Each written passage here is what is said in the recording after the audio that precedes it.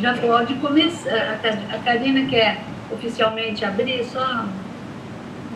Boa noite a todos. Está iniciada a reunião extraordinária para a discussão da alteração da Lei Complementar 208, do artigo 2º, incisos 10 e 15, se eu não estou enganada, certo? Certo. Assim que o Ronaldo entrar na reunião, ele me substitui na presidência. Mas a secretária, ela pode fazer uma apresentação, né? Claro. Então, tá, eu queria agradecer mais uma vez o espaço que você me deu, sempre deu, né? Embora dentro da Secretaria de Urbanismo, mas também como secretária de Planejamento à época. E vocês sabem que é muito importante a participação do CMDU na construção de toda a revisão da legislação urbanística. Então, vocês têm um papel fundamental nesta discussão e vocês têm vivenciado, inclusive, as nossas dificuldades com relação a legislações que hoje Campinas tem de usocupação do solo e que precisa ser uma lei mais transparente, uma lei mais aplicável, que dê a segurança jurídica a vocês, né, representantes aí da sociedade, arquitetos, engenheiros. Então, o intuito de rever também a resolução 1 e 2, na época, pelo secretário que estava empossado, foi realmente trazer essa alta aplicabilidade da lei, que não foi feita em 2018 e precisava fazer uma alteração. Então, o secretário à época fez a resolução 1 e 2 no intuito de deixar mais claros os parâmetros, né, urbanísticos, mais auto-aplicável e tirar dúvidas da equipe técnica. E aí tinha a intenção, à época, de logo em seguida encaminhar um projeto de lei para fazer as alterações nesses artigos, porque é o que gerou dúvida, não só do mercado, mas da equipe técnica aqui também. Mas isso não aconteceu em 2020, porque a gente entrou depois, no ano também de pandemia, a equipe também estava aqui trabalhando, algumas pessoas em home office, e 2021 entrou um novo governo. E aí todo mundo sabe que houve novas mudanças de secretários, depois houve também a separação da secretaria, quer dizer, a gente sempre vive essa turbulência aí de mudanças e que isso acaba impactando. Foi quando eu tive a surpresa, através de uma SEI, que a resolução 1 e 2, que foi questionada, foi feita um questionamento no Ministério Público, e esse questionamento subiu à Subcorregedoria do Estado de São Paulo, que consultou o jurídico nosso aqui, questionando se essa resolução feita pelo secretário à época era inconstitucional. A Procuradoria, na época, não tinha se manifestado, porque uma resolução não passa pelo Núcleo Técnico Legislativo, que é o NTL, e nem a Procuradoria de Urbanismo e Meio Ambiente, que é a PUMA, porque foi um ato discricionário do secretário à época. E eles entenderam que esta resolução, sim, estava alterando os parâmetros urbanístico em resolução e teria que fazer um projeto de lei o quanto antes. Então, por isso que a gente não mediu esforços de revogar a resolução, para não dar uma inconstitucionalidade nos projetos, e já mostramos ao Ministério Público as nossas ações, de fazer um PL, de encaminhar já para a audiência pública, fazer as reuniões com os conselhos. Então, esta é a última, eu fiz já com a CPLE, já fiz com a Conselhidade, agora com o CMDU, para que a gente possa, todo mundo junto, fazer adequações e discutir o PL naqueles artigos. Então, podemos melhorar a redação? Podemos deixar mais auto-aplicável, mais clara, mais objetivo? Sim, mas incluir artigos que não são objetos do PL, eu vou dar brechas para rever toda a 208. E o momento não é agora, até porque vocês sabem que houve uma portaria já publicada, a gente já fez um cronograma entre planejamento e urbanismo, que a gente está se reunindo 3 vezes na semana para rever a 208.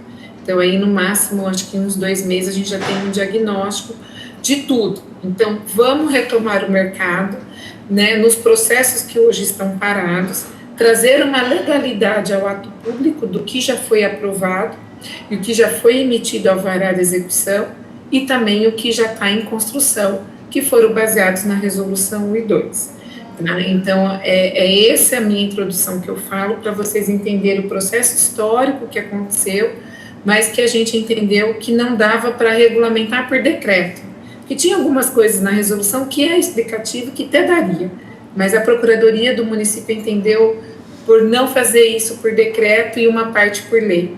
Não compensa o risco. Vamos levar a sociedade, vamos discutir com a sociedade esses artigos que se pautaram a resolução 1 e 2, tá bom? Feita a introdução da minha apresentação, eu passo a explicar como que é o PL. Então, o artigo 2º, né, ele ficou alterado no inciso, no 10º, né, no item 10, o que era permeável, porque era sempre uma dúvida da equipe, o que é considerado área permeável.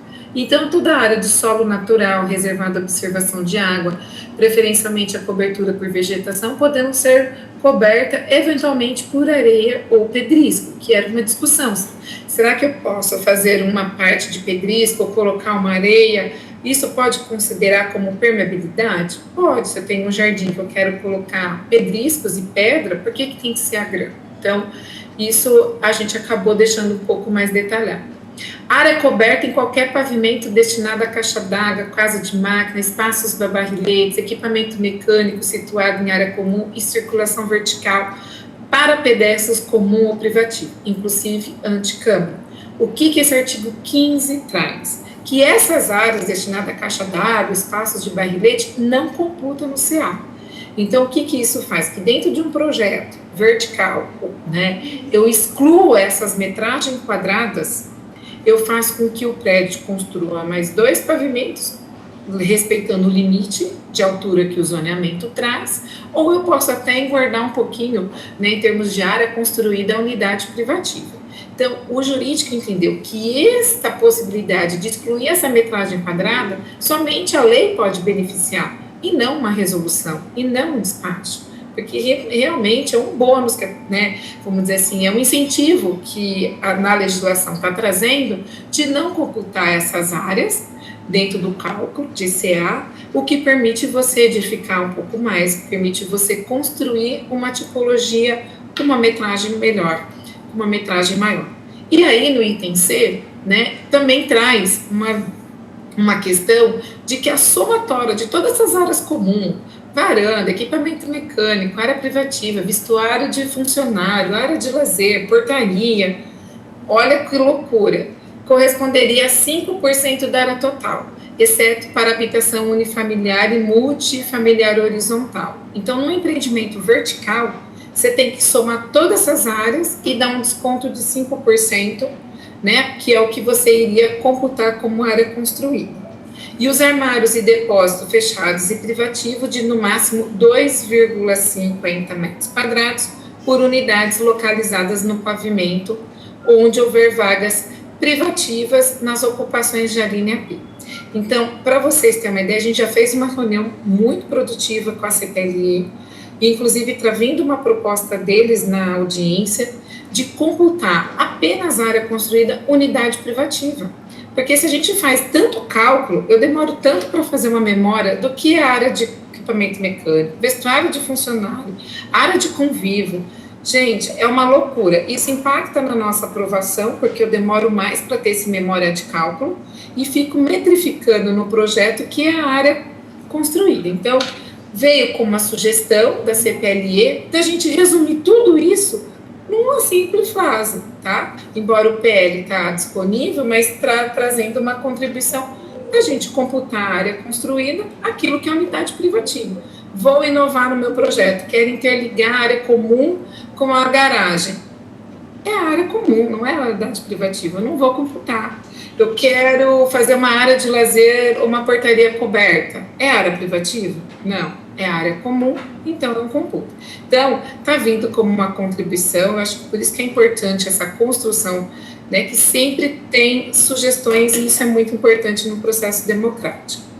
A permeabilidade visual é a condição de permitir interação visual entre lote ou gleba ou logradouro público, seja no alinhamento do lote ou na gleba em plano recuado, devendo ser atendida no fechamento voltada para o alinhamento do imóvel, entre a fachada da edificação e o próprio alinhamento do lote ou gleba, observando que A medição deve ser feita em metros lineares no respectivo alinhamento e o fechamento, quando houver, deve ser posicionado no máximo 80 centímetros de altura em relação à calçada e devendo ter uma área permeável visível de 1,5 metro. Esses 80 centímetros é aquelas muretinhas que a gente pode depois subir a grade até 1,5 metro.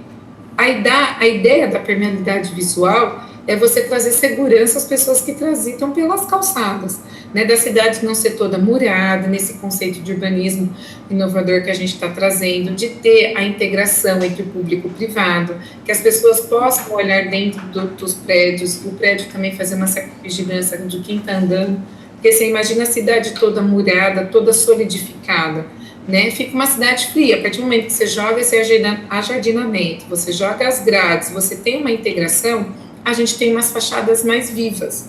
Então, você tem uma qualidade urbana também a ser construída. É óbvio que, eu vou pôr a minha piscina, eu vou pôr grade. Não, tem uma certa privacidade no projeto, né? Então, também tem, o playground onde as crianças ficam, eu vou ter que deixar a permeabilidade? Não, você vai pôr o muro, porque você tem uma segurança com as crianças que estão no playground. A gente sabe que a segurança hoje no nosso país é um problema que às vezes faz com que a gente se volte a morar em condomínios fechados, em condomínios tanto horizontais e verticais murados. Mas se a gente pudesse, dentro da portaria, dentro desse espaço de entrada, desses empreendimentos, ter essa integração entre público e privado, nessa permeabilidade visual, a cidade tem muito a ganhar em termos de desenho urbano também. Então, o artigo 73, que é uma outra alteração que a resolução traz, é a questão dos lençóis freáticos, né, que as construções do subsolo ou pavimento inferior deverão de estar 2 metros acima do lençol freático, devendo ser atestado por laudo de sondagem, acompanhado de RT e declaração assinada pelo ator responsável técnico.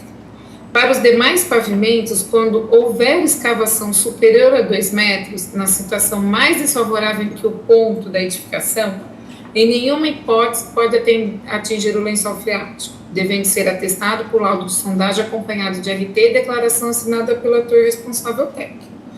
Ficam isentas a apresentação de documentações incisos no artigo 1 e 2, as construções com área total de até 500 metros quadrados. Então, se você tem uma construção pequena de até 500 metros quadrados, não precisa essa questão da sondagem e nem dos laudos, tá? Mas a questão do lençol freático é uma questão preocupante, que sempre a Secretaria do Verde coloca, da questão da gente deixar nossos lençóis freáticos sem contaminação, sem desvio, né? E eles, que são nossas grandes captações de água.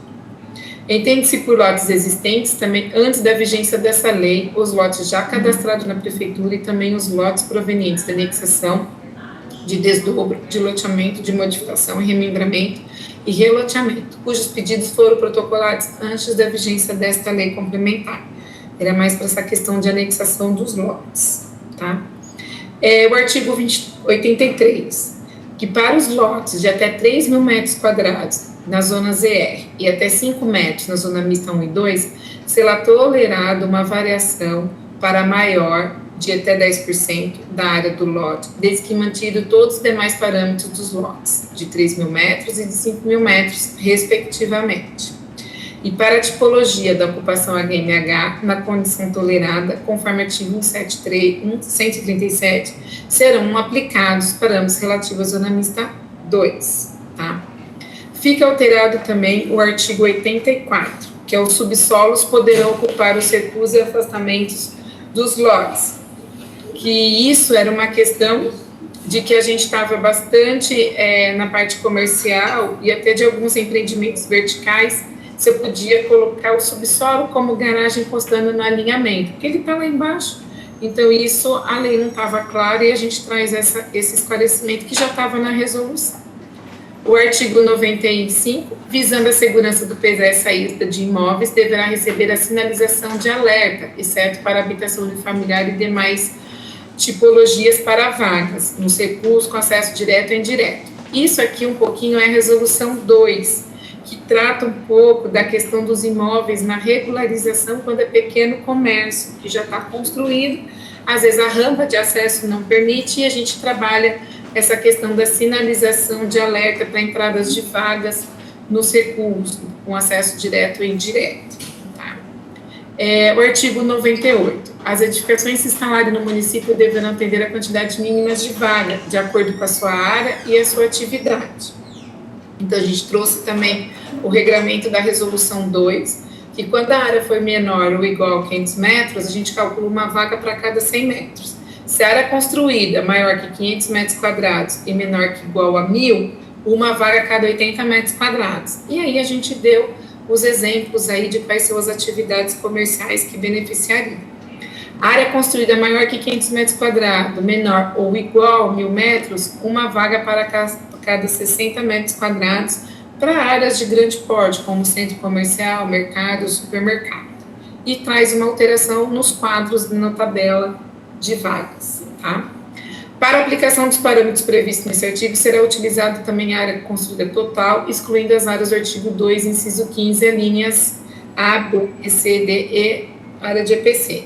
Isso daqui é um pouquinho, pessoal, que se a gente conseguir, junto da audiência, ter uma redação melhor no inciso 15 do artigo 2, a gente vai acabar excluindo o A, né, só computando uma área construída à unidade privativa.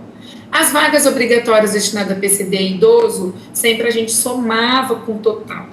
Não somava, né? Então, a resolução traz o quê? Que elas poderão ser incluídas no mínimo as vagas exigidas, né?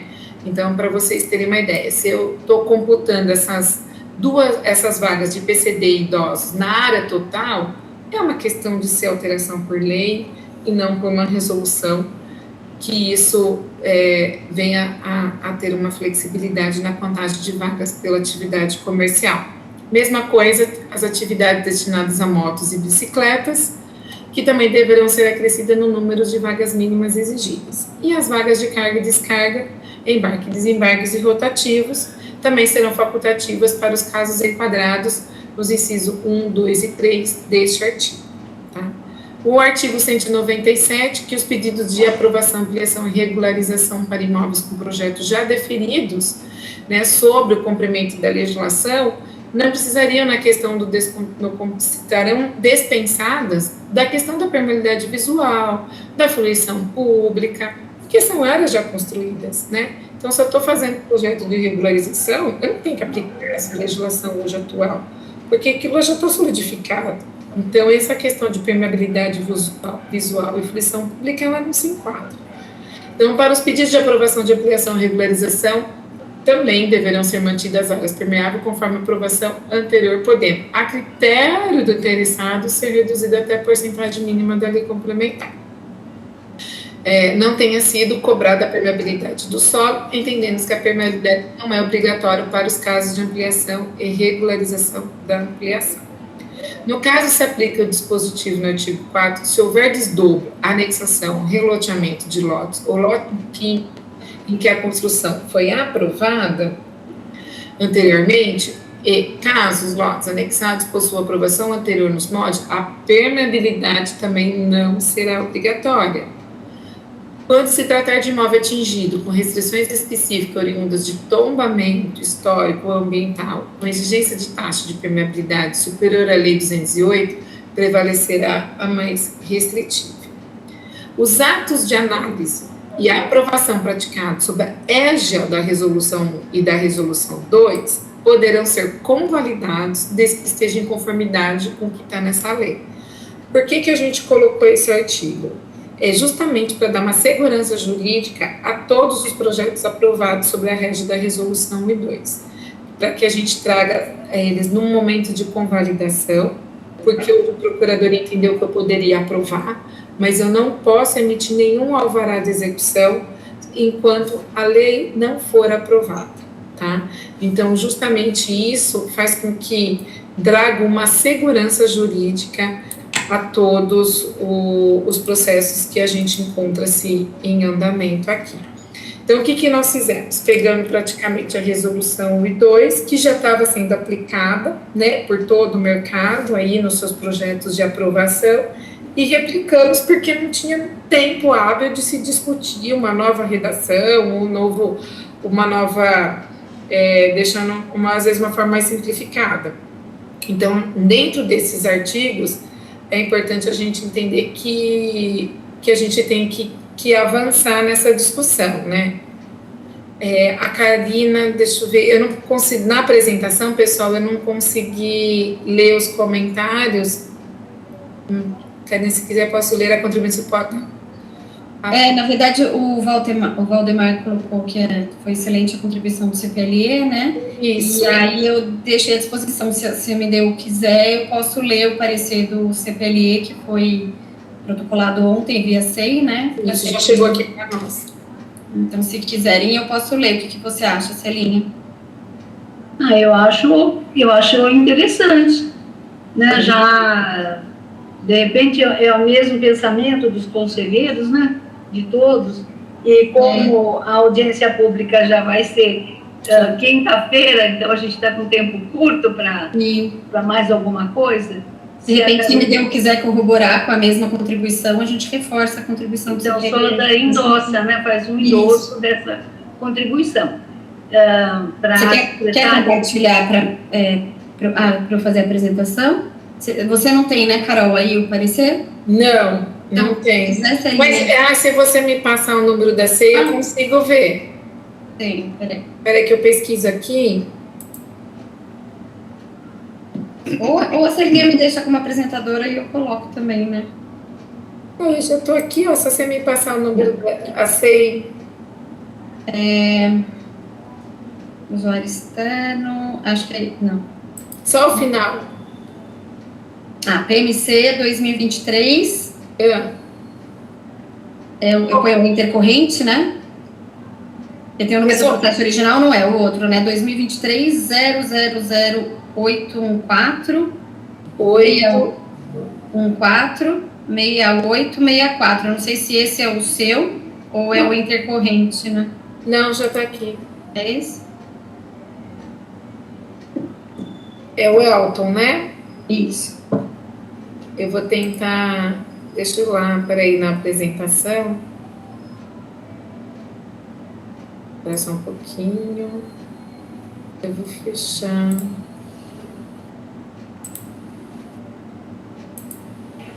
Deixa eu voltar a compartilhar.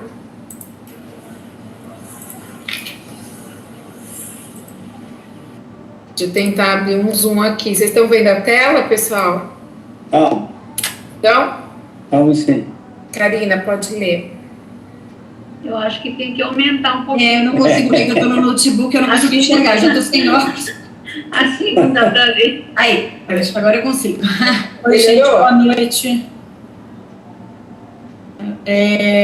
Bom, só lembrando, quem participou da comissão do CPLE fui eu, o Fábio Lopes, o Fidelis, o João Janini, a Margarete e o Elton. Tá? Então, a gente só fez uma adequação no texto dentro do inciso 15, né? O texto original a Carol já leu, acho que não precisa ler, né? Mas ele tem o inciso 15 com várias alíneas. Aí, se você quiser já ir direto na nossa sugestão, acho que assim a gente não pode baixar mais. Isso. Texto sugerido. Coeficiente de aproveitamento CA é o fator pelo qual deve ser multiplicada a área do lote ou gleba para se obter a área máxima de construção permitida para uma edificação. Parágrafo único. Para as edificações em HMH, HMV, HCSEI e CSEI, quando forem compostas por áreas privativas e áreas comuns, o CA será calculado sobre as áreas privativas do empreendimento, ou seja, áreas privativas das unidades habitacionais e áreas privativas não habitacionais da edificação. Estacionamentos de veículos cobertos, armários e ou depósitos vinculados ou não às unidades privativas. Desce mais um pouquinho, Carol, por favor. Reservatório de água, casa de máquinas e barriletes não serão considerados no cálculo do CA. É só isso, na verdade, excluiria todas aquelas alíneas e trocaria por esse parágrafo único. Só um lembrete, Karina, não sei se seria redundante, mas incluir aqui nesse texto também circulação vertical não vale a pena, para não gerar dúvida da escada? A gente chegou a colocar alguma coisa, né? Acho que foi aquela discussão. No texto que a Carol sugere no PL, está incluindo a circulação vertical como excluída. Isso, é. Então, como não está aí, e como é um item que gerou algumas discussões... Sim, a gente pode colocar que está excluído, né? Estacionamento de veículos, cobertos, armários, circulação vertical, né? Isso, exatamente. Sim. Sei lá, como sugestão. Só. Sim, eu acho importante. O Cá, o que é áreas privativas das unidades habitacionais e áreas privativas não habitacionais de edificação? O que você quer dizer com isso? São as áreas comerciais, né? Que não são as áreas comuns, que são as áreas... Para caso de HCSE e CSE, é isso? Eu acho que tem que deixar claro, porque senão fica redundante. Se áreas privativas das unidades habitacionais e áreas privativas não habitacionais de edificações. Então, são áreas privativas das unidades habitacionais e áreas privativas comerciais. Não usa não habitacionais da edificação. Certo, Valdemar? Eu concordo plenamente, ainda talvez... eu ainda colocaria em parênteses para casos HCSE e CSE. Isso! Pode vir então para você me dar uma complementação. Não, porque para não gerar uma nova subjetividade na legislação, que é o que sempre é. Isso. É porque quanto mais claro... Posso fazer uma sugestão? Posso deixar de compartilhar? Posso fazer uma sugestão? Pode, João. Aí eu acho que dessas áreas todas está colocado armários, depósitos, etc. Tinha que pôr áreas técnicas porque, por exemplo, uma área de para equipamentos de ar-condicionado, aquelas varandas para colocar o equipamento de ar-condicionado, os sprinklers, não está aí. Aí daqui a pouco vai analisar e vai falar, não, essa área tem que contar porque não está aqui na... Eu acho que é áreas técnicas em geral. Mas, João, essa área de varanda, ela está na sua matrícula? Ela é privativa? A varanda é só você que usa? Mas aí é para área técnica, né? Mas nem conta, ela é área privativa. Mas aí conta, viu, João? Porque aí conta, isso. É só a área comum que não vai mais contar, entendeu? É esse exercício mental que a gente tem que fazer. Mas peraí, essa área... Mas a gente pode ter um sistema de ar-condicionado central, e aí estaria incluído aí como equipamento. Mas é uso exclusivo seu, não é do condomínio. Não, eu estou falando central. Então, mas se for central, está dentro da parte da área comum, que aí estaria excluído da privativa, João. O que a gente tem que fazer é esse exercício mental. Mas peraí, eu que uso ou todo mundo que usa? É todo mundo? Então é área comum. Não, eu estou falando, o ar-condicionado central, eu estou falando central para o prédio todo. Isso pode estar na cobertura, isso pode estar numa sobreloja. Aí era comum. Aí era comum. Porque o texto da CPLE, João, está dizendo claramente que só será computável a área privativa. A área privativa inclui, no caso... mas eu acho que aí tinha que pôr áreas técnicas em geral. Porque senão não tiver ar-condicionado aí, daqui a pouco um técnico vai falar, o ar-condicionado não está aqui, tem que contar. Pelo amor de Deus, eu vou ter que descrever tudo que é equipamento. Se eu vou pôr uma caixa da Vivo, aí eu vou matar a equipe aqui dentro. Eu estou falando áreas técnicas em geral. Mas assim, eu acho que o pessoal aqui que analisa também tem que... Eu estou trabalhando bastante eles para também sair um pouquinho da caixinha, porque se a gente for abrigar tudo que é na lei, barrilete, caixa de gás, casinha de gás, depois casa de gás natural, daqui a pouco vem uma tecnologia 5G, põe uma antena, não dá, a gente tem que só computar área útil privativa, o restante é tudo serviço. Computável é só a área do apartamento, não é isso? Isso, é isso. Então, com esta nova proposta da CPLE, entendo eu que todas essas subjetividades de discussão, como o João está colocando, acabam. Se é só área privativa, é só área privativa, ponto. O resto é área comum. Isso. Qualquer coisa não é privativa. Então você pega, sei lá, vou dar um exemplo. Você tem 10 apartamentos num prédio de 5 andares, de 2 apartamentos por andar, com 100 metros quadrados de área privativa. O restante do projeto é área comum. Então, são 500 metros quadrados que você vai estar considerando, das 1.000 metros quadrados que você vai estar considerando de 10 apartamentos de 100 metros quadrados. Então, se é um terreno de 500 metros, coeficiente 2, acabou. Você põe 10 apartamentos de 100 metros quadrados, acabou. Isso mesmo. Então, se todos assim, concordarem... Acaba aquele monte de quadro que tem uma planta. A gente está indo para entregar um projeto, a gente entrega uma folha de cálculo de quadro de área. É uma loucura. Pelo amor de Deus, não. É uma loucura aquilo lá, ninguém consegue entender aquilo. Só a Margarete consegue entender. Só a Marga. Só ela. Então, não pode deixar mais simples isso? Será calculado só sobre as áreas... É isso, Mar. É isso, Mar. É isso. É isso. É isso, Jô, vai ficar só sobre a área. É que como isso já está na lei, esse estacionamentos, cobertos, armário, depósitos vinculados, isso já está na lei, então era para reafirmar que isso não faz parte do... Eu vou revogar os outros, né? E revogar as alíneas que tinham lá, várias alíneas servindo. A única coisa que eu incluiria, então, essa questão, em vez de unidades habitacionais e não habitacionais, eu colocaria trocar por áreas privativas comerciais. Perfeito. Para casos de CSE e HCSI. Perfeito. E incluiria nos itens a questão da circulação vertical, porque ela também já consta nas alíneas. Isso. Perfeito. Tá bom? E trazer uma outra redação de permeabilidade visual, que eu acho que está um pouco confusa ainda. Tá, eu vou... Mas aí acho que a gente teria que pensar, né? Não tem... assim, a gente vai para a audiência na quinta, e aí depois vocês trazem a contribuição para a gente constrói na contribuição do conselho, do CMDU, uma proposta. Tá bom. Excelente. Mas se todos concordarem, então pelo menos a gente já faz essa contribuição, né, melhorando, né, aperfeiçoando o texto da CPLE, já para enviar para a audiência, aí eu falo com o Ronaldo.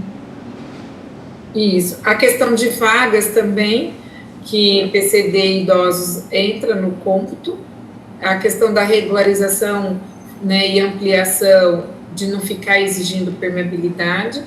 E aí, assim, a questão da sondagem do córrego de 2, né, quando o córrego atingir 2 metros, desde que ele seja testado pelo laudo de sondagem, RT, a gente tem muitos problemas mais na Norte-Sul, que quando são terrenos mais superficiais, que alagam, né? Então, eu não sei o que a gente teria aí para inovar, porque a gente já inovou dizendo que com o laudo de sondagem, uma RT, que ateste que não está superficial o córrego, a gente está assegurado por isso, né? Porque eu acho que é importante a gente se pautar em algum documento técnico, né? Vamos dizer assim. Com certeza. Que lauda.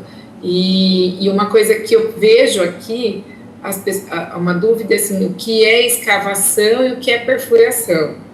Porque também, se você tem um terreno em aclive, eu posso fazer o subsolo? Eu posso colocar, mas eu não estou, assim, escavando, eu estou aproveitando o aclive e o declive do terreno para fazer mais um pavimento. E, às vezes, eles entendem, o fato de eu escavar ou fazer um muro de arrimo, eu estou atingindo. Então, eu acho que a gente pode também, de repente, trazer uma outra... Isso que é importante colocar do pavimento inferior. Sabe, pavimento inferior e subsolo são diferentes. Isso. E quiserem excluir o pavimento inferior e chamar